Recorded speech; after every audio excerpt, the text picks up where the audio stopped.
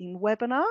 I'm going to introduce you to Anne Evans, and we are joining you in Coleg Gwent.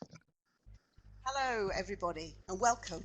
Welcome to the ColegauCymru ALN project webinar, supporting learners with mental health needs in further education. Can you all hear me all right? Thank you all for coming. It's great to be back with you at the beginning of the new academic year. These webinars connect colleagues from all over Wales and hopefully give you the opportunity to share best practice and jointly work on some of the challenges that are facing us all who work with learners with additional needs. We're delighted today to be broadcasting this webinar from the Pontypool campus at Coleg Gwent. The webinar is the fourth in a series that we're running as part of a Welsh Government funded project supporting learners with complex needs. And today's webinar looks specifically at supporting learners with mental health needs in further education. I'm delighted to be able to introduce you to meet Chris Denham, Additional Learning Needs Manager and also Chair of the ColegauCymru Network. Hello Chris, how are you? Hello there, how are you? And a big hello to everybody across Wales. Great to see so many people joining us today and on such a lovely day as well. It's great. So I know that you're very, very busy at this time of year. How's the new term going? Just not enough to do, quite honestly, Anne. I've been sat in my office with my feet up on the desk, the usual cigars in hand, glass of wine, waiting for something to come through the door. But we do the best we can. Yeah, it's busy as ever. It's a big college, Coleg Gwent, as people will realise, and just I think more and more needs every year to try to meet. So it's always an interesting job. Yes, you're huge and you've got loads. Well, not you're huge, but you're... Thank you. Sure. Yes, I am trying to slim down for Christmas, but thank you for pointing that out.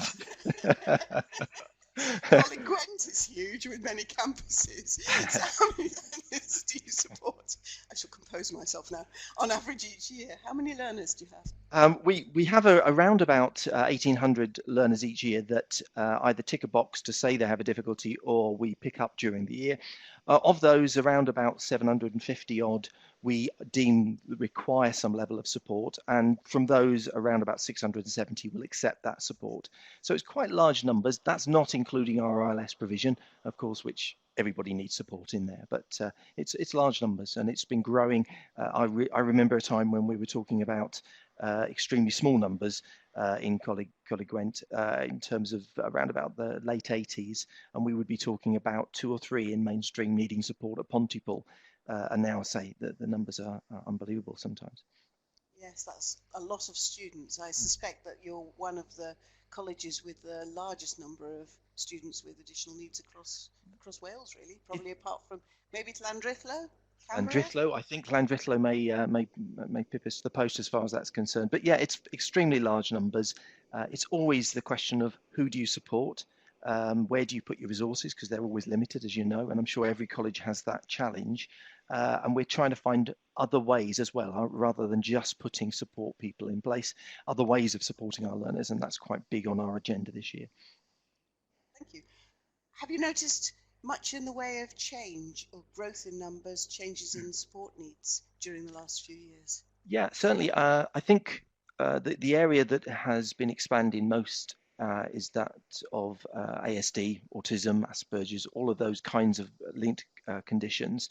I mean, at one time that wasn't even known to us, but nowadays we're getting such large numbers.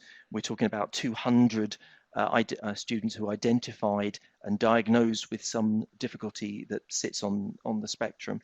And that doesn't include also those that have symptoms that we don't necessarily have a diagnosis for. So very large numbers there. That's been one of the biggest increases. The largest cohort is always those with dyslexia. That's still the largest at the moment, around 390 students that we deal with each year that have a diagnosis of dyslexia. Some of the other areas, some of them are kind of new to us, and we're just starting to get a few through, things like dyspraxia, 1 or 2 people coming through like that. We've got about 26 that are diagnosed this year. Dyscalculia, just starting to get more of those now coming through. But we've noticed quite a large increase over the last, I'd say, 3 years in terms of mental health issues and difficulties. They're usually linked to other conditions as well, but highest amongst those is anxiety. And yeah, certainly although we don't have figures for this because it all comes under, in terms of Welsh Government figures, it comes under the physical or behavioural side of the information we put forward to the government. But certainly, I talk to my colleagues, and we're seeing a very large increase in those. Yeah, and I think that's the same with many, which is the reason for running this webinar today. Before we move on to the main part of the webinar, just to check out the pre-event task that we sent you all. We asked you all to fill in a Mentimeter poll, asking for words that came to mind in response to mental health and well-being. And here are the results. Here's the mental health one, and as Karen and I anticipated, it's not surprising. When we think of mental health, we tend to think of mental ill health and often associate it with negative words. Whereas when we think of well-being, look at the result for this, we think of mental wellness, and the result is positive words. Today's webinar is about both, managing and supporting those who have mental health needs, knowing how and when to refer learners to multi-agency partners who have the skills in working with people with mental ill health, which could affect any of us at any time. But it'll also explore our role and focus in FE, challenging stigma and giving all learners the essential strategies to develop in well-being, self-confidence and resilient skills. So let's just, are you surprised by that at all, Chris? No, that's no surprise. I think pretty much the same as when we talk about the health service, the National Health Service, we think of illness, we don't think of health. So I'm not surprised at that kind of response from people.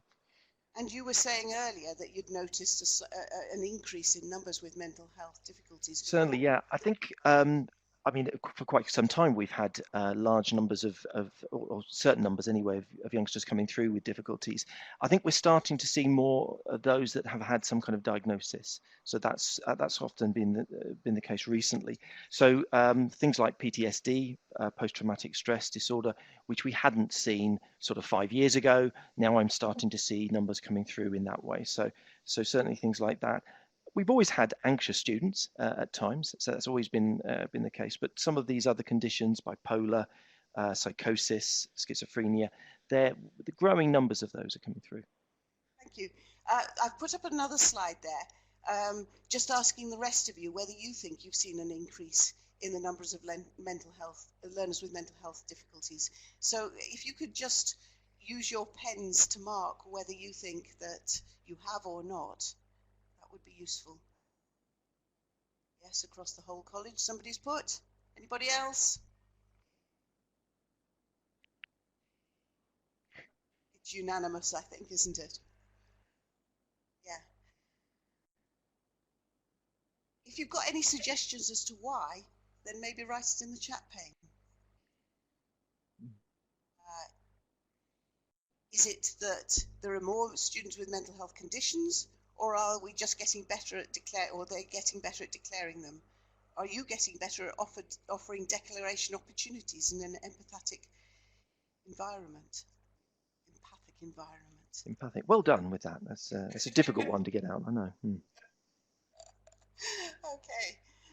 Moving on, let's just have a look. See, how many people do you think are thought to be affected by mental health difficulties in the UK?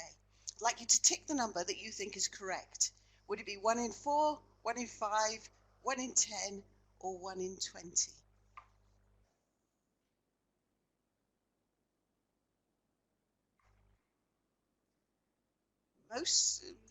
Some varieties there, but the answer actually for that one is 1 in 4 at any one time.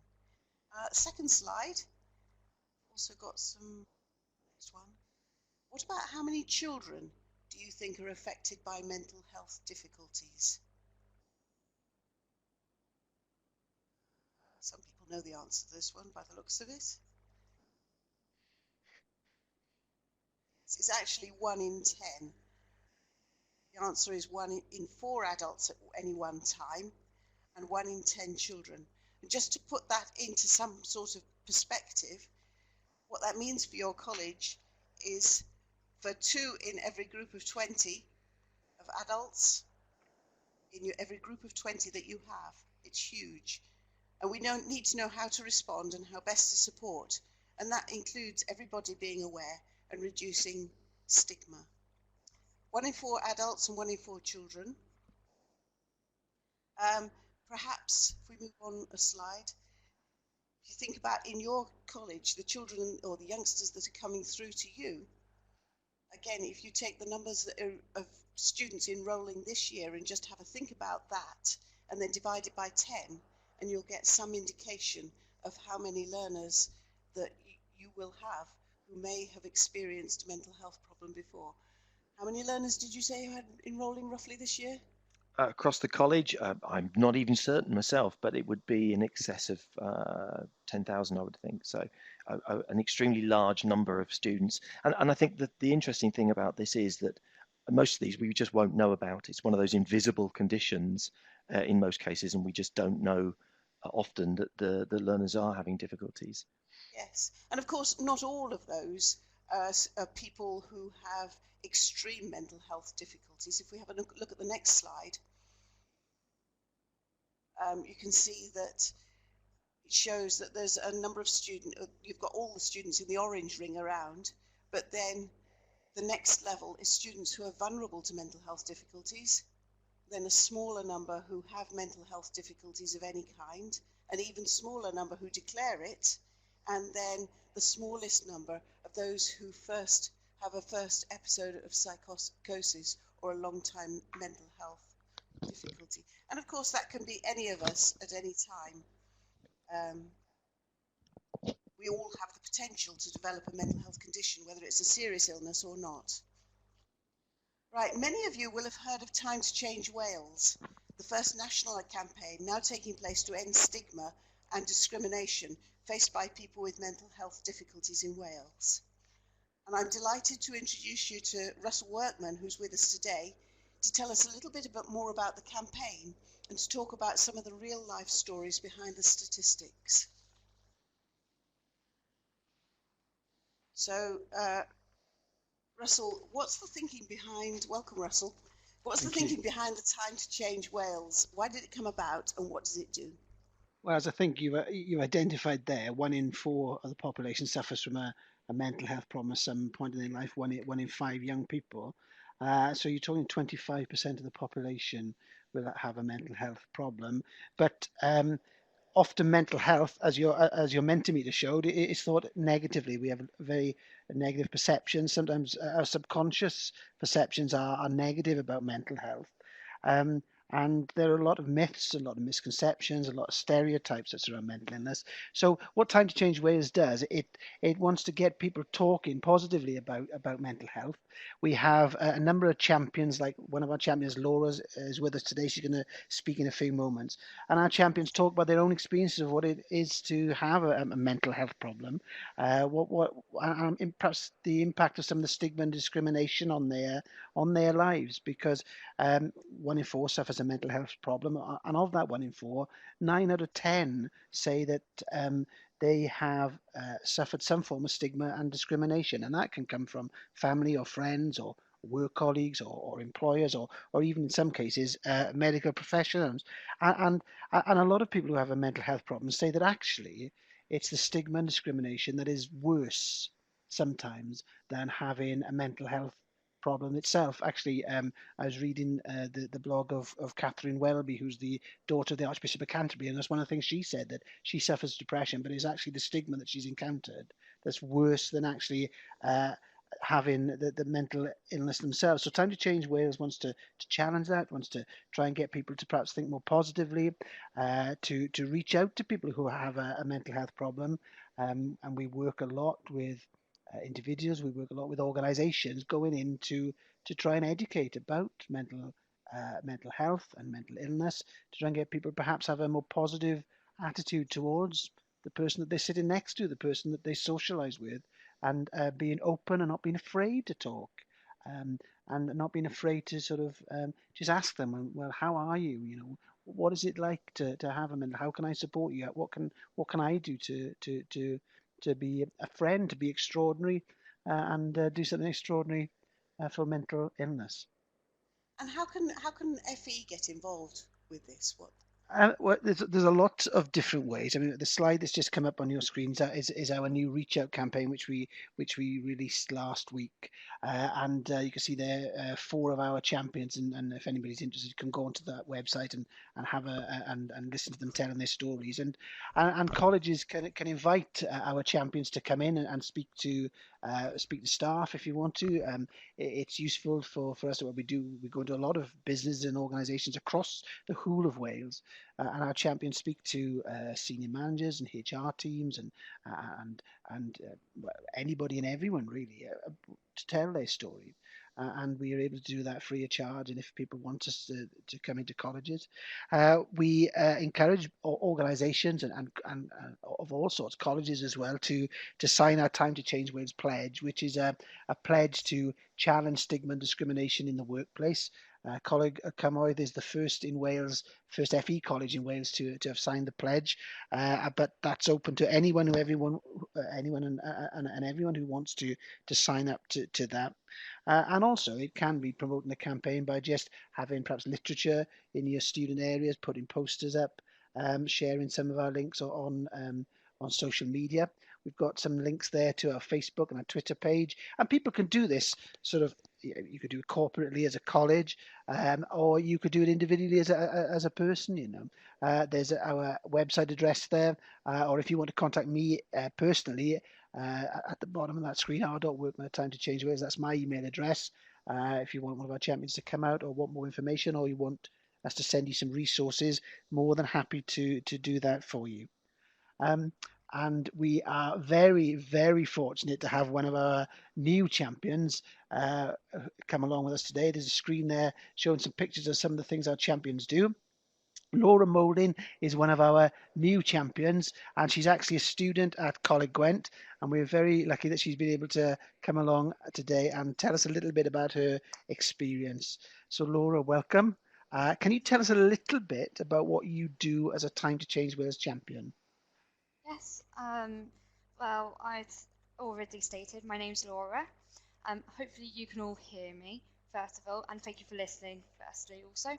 Right, my role as a Time to Change champion is to talk to others about mental health and the stigma, about mental health stigma and discrimination faced by mental health sufferers and even their families and friends. Because although, you may have a student who may be suffering with depression, but it's their families who can also get affected by the stigma and discrimination. So my purpose as a champion is to speak out to others, to encourage them that it's time to talk about our issues and time to end the stigma and discrimination we face. Excellent, excellent. So, what are you currently studying at the college here, and what are you hoping to achieve long term? Well, I'm currently studying a level 3 health and social care course, and I'm hoping to go to uni after I finish the course to study music. It seems quite a big difference, but I am already done 3 years of studying music at Coleg Gwent Cross Keys campus, and hopefully going to uni will develop my skills into becoming a music therapist or something along the lines of that. Excellent. And you told me you did very, very well in your music course as well, and I know you enjoyed it as very much. So, what was it like moving from school to college, and what was it that the college did that helped you and made and helped that transition to be successful? Yeah. For me, slightly different background because I was homeschooled from to the age of 16 years old. So I've never been used to, bells going off, wearing school uniforms, having to turn up to lessons on time, and especially assignments, 5,000 words essays was quite a big thing for me. And going from homeschooling to college was quite stressful and, well, it affected my mental health quite considerably.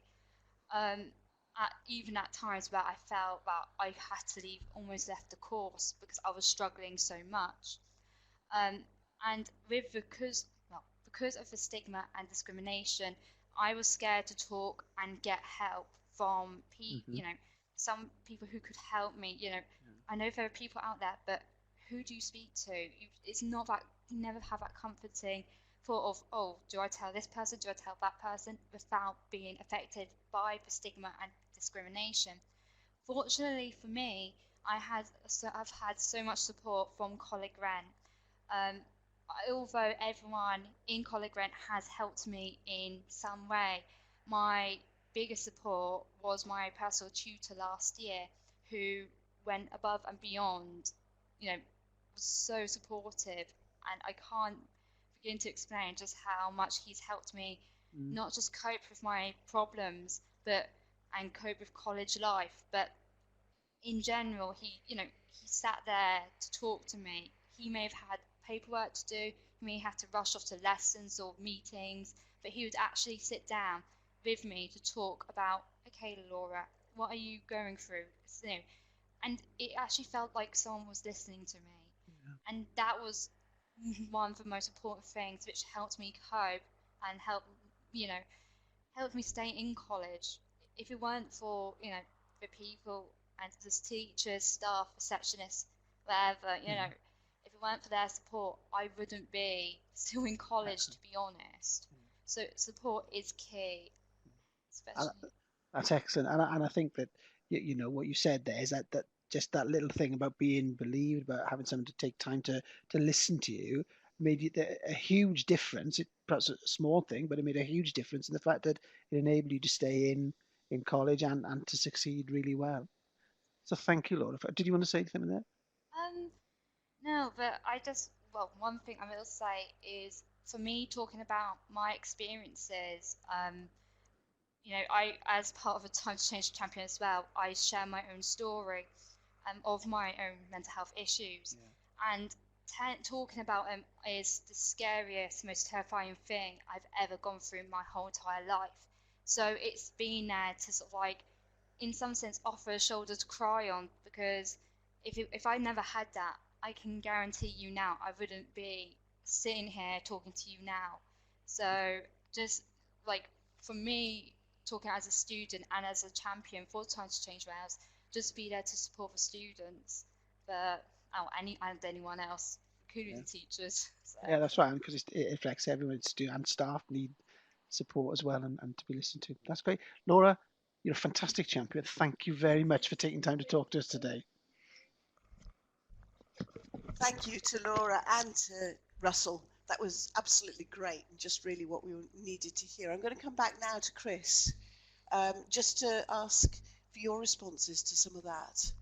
Yeah, thanks for that, Laura. That was really interesting, and hear your point of view from that. I want to pick up on a couple of things. I think one of the most important things for colleges is to have a really clear identification of who anybody goes to should they be experiencing this. Now, CollegeWales has its own structure. It has heads of learner services that play a key role in this. They're also child protection officers and all sorts of other roles they play, but they oversee the whole area of support.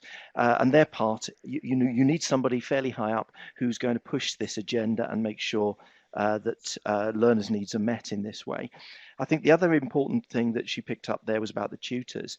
We tend to focus sometimes our training around our support staff and around certain other key individuals, but actually it's the personal tutors on the front line that are possibly the most important element here. And if they can pick out, identify issues, difficulties, and be a listening voice, then that's really, really important. So certainly, that's so important there. Transition is something I think is so important. We have increasingly close relationships with our schools. We have around 29 schools we visit each year. The information they provide us is really important. There are sorts of holes and things that appear in that. One is we've had a few issues this week with a young person, and it's because the young person has attended something other than a school, a pupil referral unit. We haven't got to know about that learner, and it's only now we're picking that issue up. So absolutely key that we get the right transition. From the learner's experience, it's often about having lots of trips to college. It's about having an opportunity to talk to really friendly staff. So you always pick your staff, particularly for the first visit, make sure that they are really, the most friendly staff you can get. so that learners feel welcome, they feel listened to, they feel it's going to be okay. So all of that's really important. We have an initial assessment of need process that we go through with each learner before they are even interviewed by their main tutors for the course. So all of those sorts of things are really important. Thank you. Yes, I think you hit the nail on the head. Whole college approach, students on the right course, and really a good transition to go through. Right, I'm going to pass over now to one of the initiatives that is happening in Coleg Gwent that I'd like you to learn more about, which is about Inspire. So we have Gillian Duckett from Coleg Gwent, who is going to tell us all about Inspire. So, Jill, find my question here. Can you tell us a bit more? What is Inspire? Thank you, Anne. Good afternoon, everybody. Inspire offers support, advice and guidance for young people aged between 11 to 24 years of age who are deemed most at risk of becoming NEET, which is not in education, employment or training. It is a 3-year European social funded project, and we're just coming into the second year now.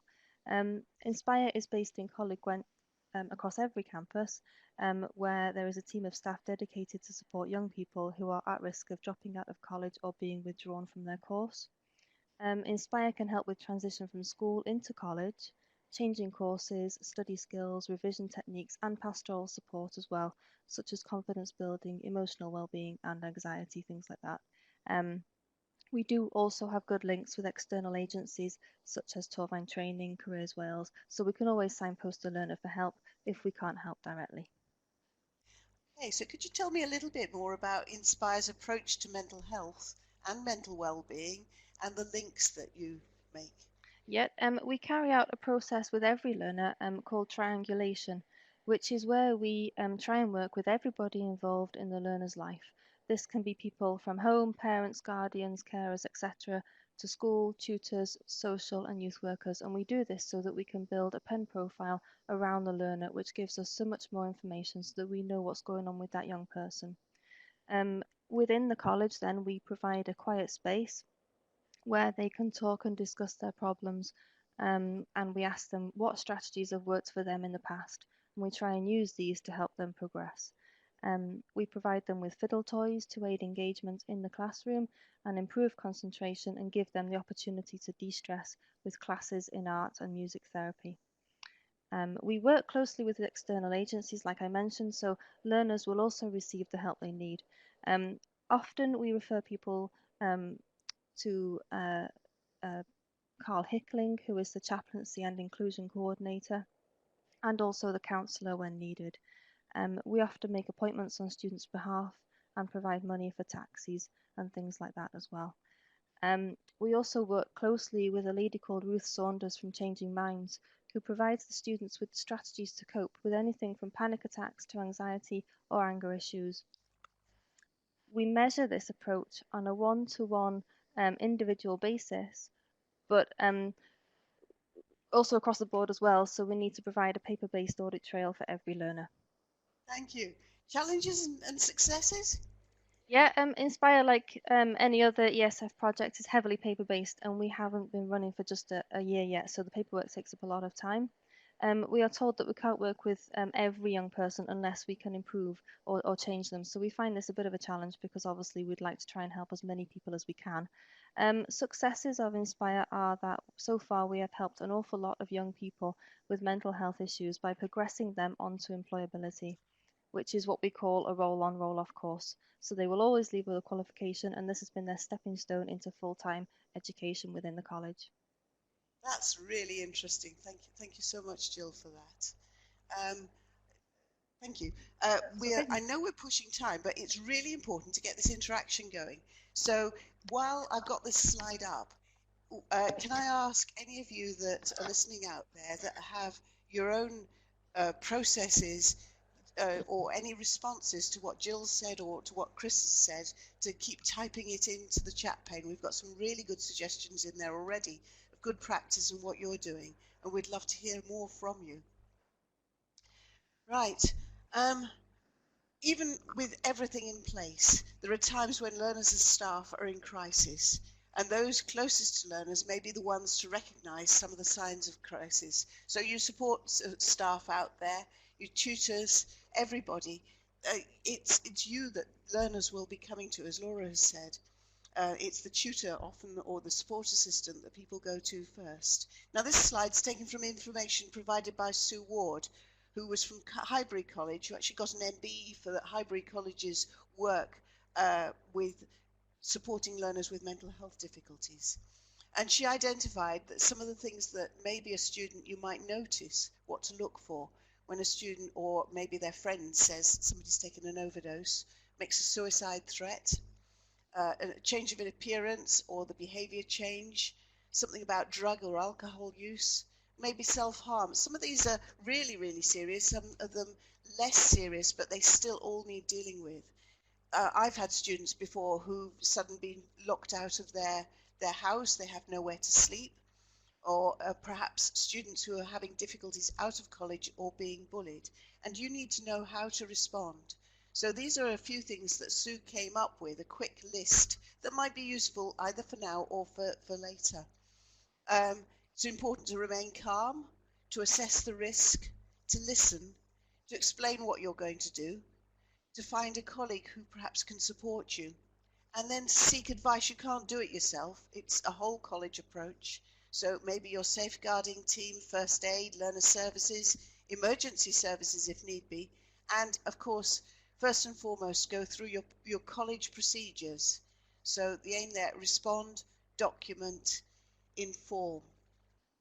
Have I missed anything? If anybody wants to add anything in there from things that they do, it'd be interesting to hear.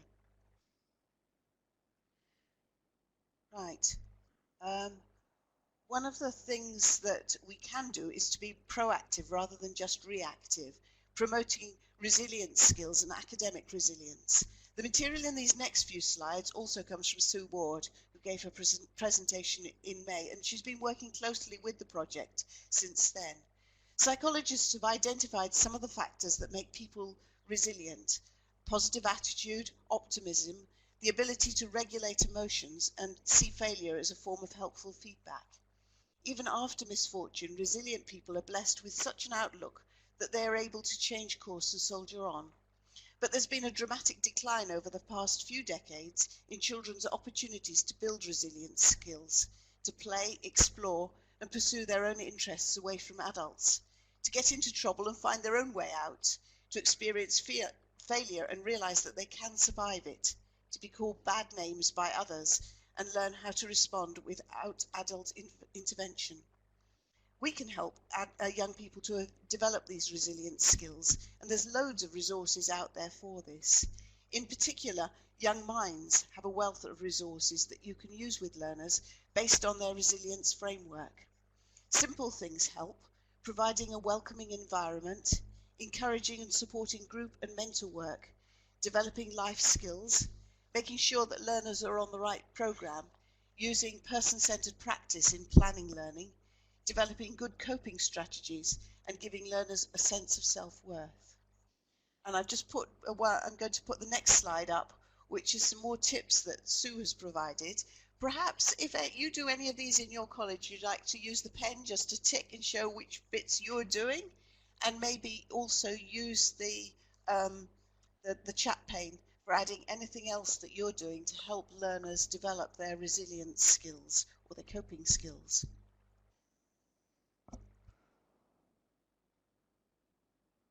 Is there anything in the chat pane that Okay, yes. So lots of people using suggestions and possible research sources in feedback, not just instructions. Yeah, that one about being clear about grading boundaries and deadlines. If students know what the ground rules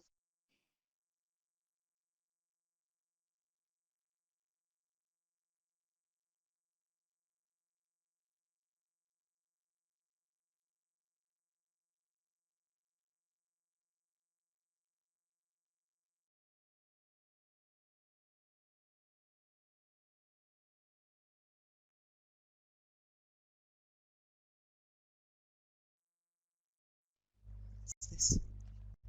Sorry, I think we lost sound there for a moment, so you lost my ramblings, but I think we should be back on now. Yes? Can anyone else who's got a... Okay, can you use an emoticon if you can hear me? Yep, that's good. Okay, so moving on from that one then.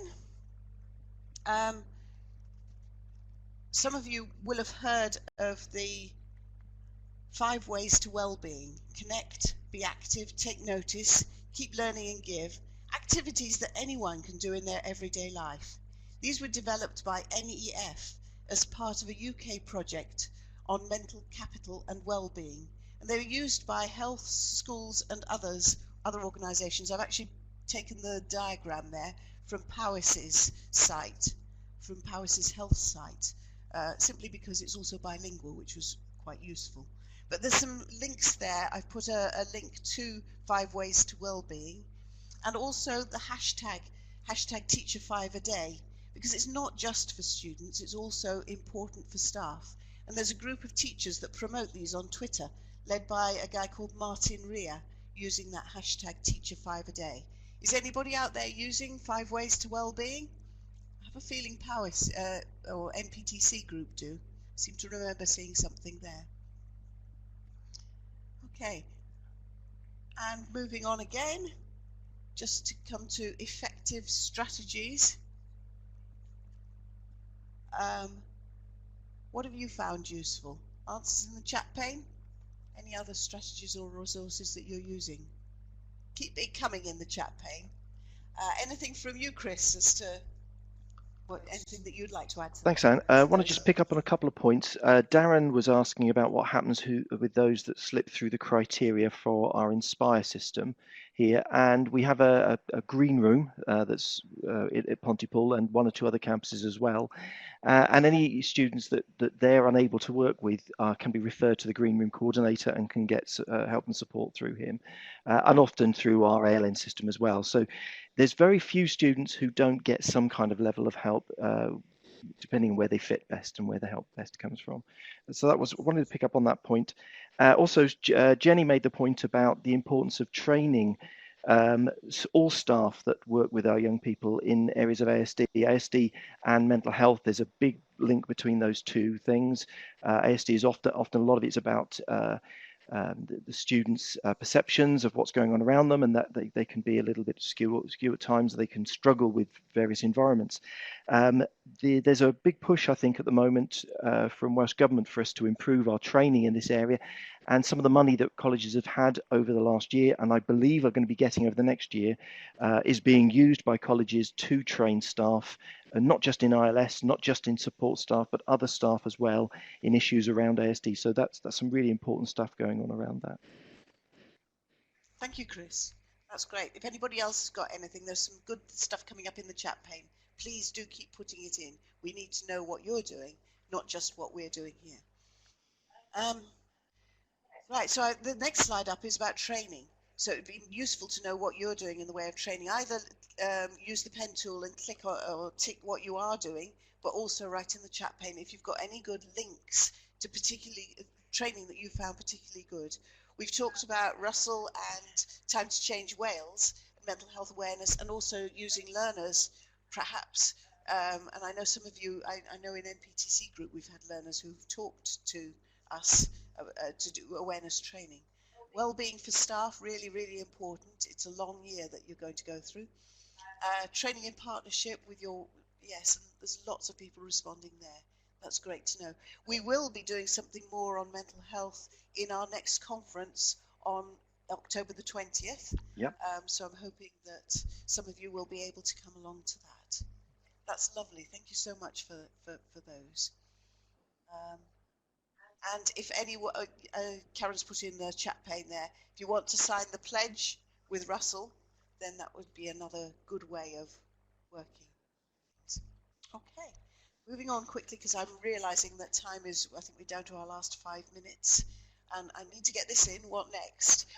We still have the Moodle e-learning person-centered practice and person-centered reviews around. If you're not on the ALN Moodle, then please email Karen. She'll put her email address in the box there and we'll sign you up because we put all the resources into that ColegauCymru Moodle. We have a conference coming up on October the 20th. and so look out for that, but there'll also be something coming around so that you can sign up for that. We're going to do 3 more regional workshops, partnership working and the ALN bill. That'll take place during October. Watch out for details of this and all the other events. The events will be on the ColegauCymru website shortly, and we'll also be using that hashtag ALNFE to collate all tweets. We've got another a webinar coming up on September the 20th, Digital Literacy and Inclusive Learning, and that's going to be coming from NPTC Group. These are about sharing good practice. Please sign up. We need you all there for them to be really effective. And do let us know if your college would like to host one of the webinars.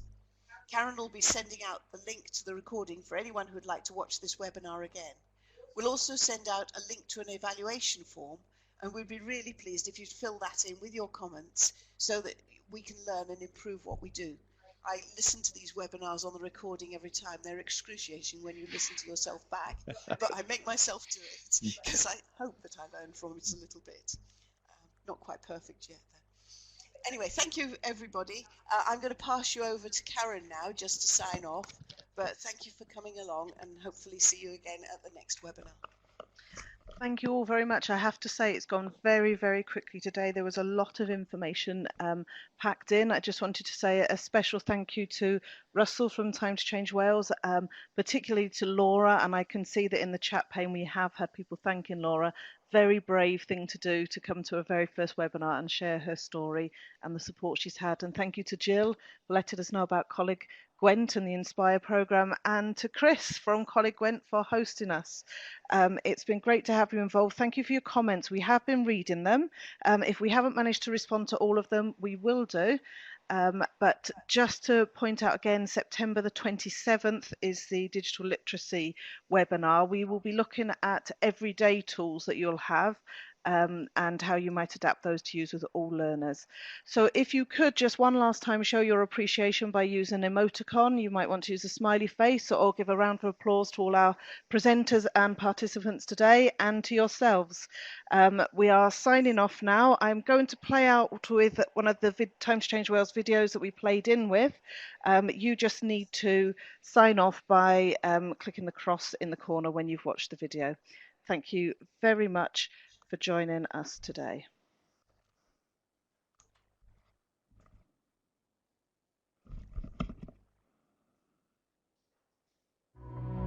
Reaching out to me is being there for someone. It's something that anyone can do. It's letting someone know you're there and that you understand. It's meeting up and seeing friends. It's laughing together. These are the small things that help me through my day. I'm Anya and I live with depression. Thank you, and see you at the next webinar.